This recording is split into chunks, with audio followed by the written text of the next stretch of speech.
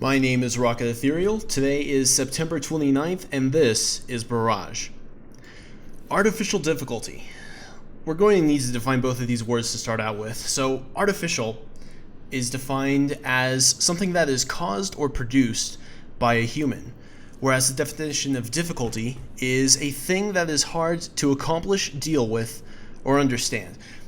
Now, if you've got this sense that this is a bit paradoxical because all video games are man-made, then you see that all difficulty is technically artificial. However, if you're one of those people that uses this phrase unironically, then you've got a pretty specific idea of what you mean when you say artificial difficulty.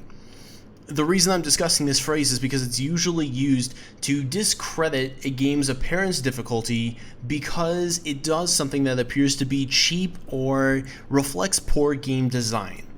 So that's why we're going into this. Now, what constitutes difficulty?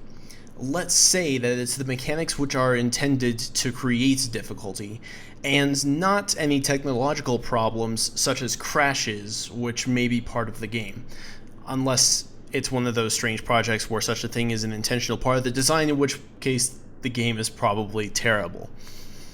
We've established that all difficulty is man-made, so what do we say, or what do we claim is artificial?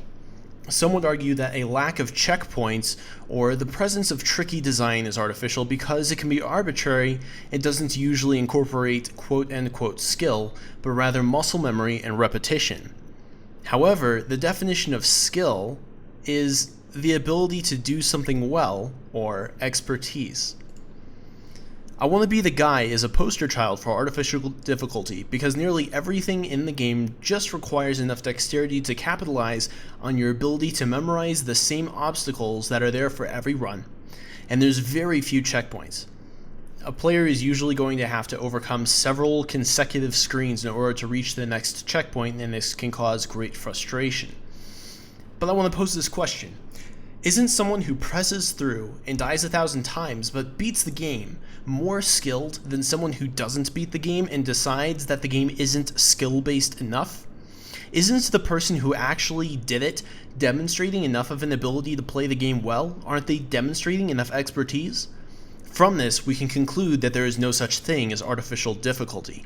If you can't do it, it is too hard for you right now. But Ethereal, that's bad design, and sometimes it is. I Want to Be the Guy isn't exactly the smartest game design out there. It's just designed to troll and frustrate the player. Sometimes, such as in 2D brawling platformer Shank's hard mode, mechanics such as inflated enemy stats and zero checkpoints exist purely to challenge the player and force them to master the combat system to the point where they don't need checkpoints. That's fantastic game design. Here's the key to this. There is no point in claiming artificial difficulty except to excuse your own suckage. You need to get good. If a game is discouraging because it contains brutal elements which do not contribute to good game design, the challenge still exists. It's obviously still hard. It's difficult no matter whether you think it's artificial or not. But in the face of its demotivating gameplay, and believe me, I've been there. I am a gaming masochist. I have played those insanely hard games. I set everything to the hardest difficulty, blah, blah, blah. In the face of that demotivating gameplay, your persistence determines a huge part of your skill level. Persistence makes up a part of your ability to play the game well, and if you lack the persistence, you are directly lacking some of the skill you need to overcome the challenge. And there's no reason to deny that. If you think about it, you can't exactly differentiate between what you might claim to be artificial difficulty and something you wouldn't necessarily claim to be quote-unquote artificial, such as the number of enemies simultaneously confronted in a hack and slash, or the fact that a bulky, high-damage enemy in an FPS is an absolute bullet sponge. Really, if you use the phrase artificial difficulty unironically, let's just be honest here. You're probably just picking out the number one thing about the game that's keeping you from succeeding. The number one thing that you're having the hardest time getting past. And in your unwillingness to admit that it's just too difficult, you want to point out this aspect of the difficulty as if it's somehow illegitimate. But of course, this isn't the case. This has been Barrage.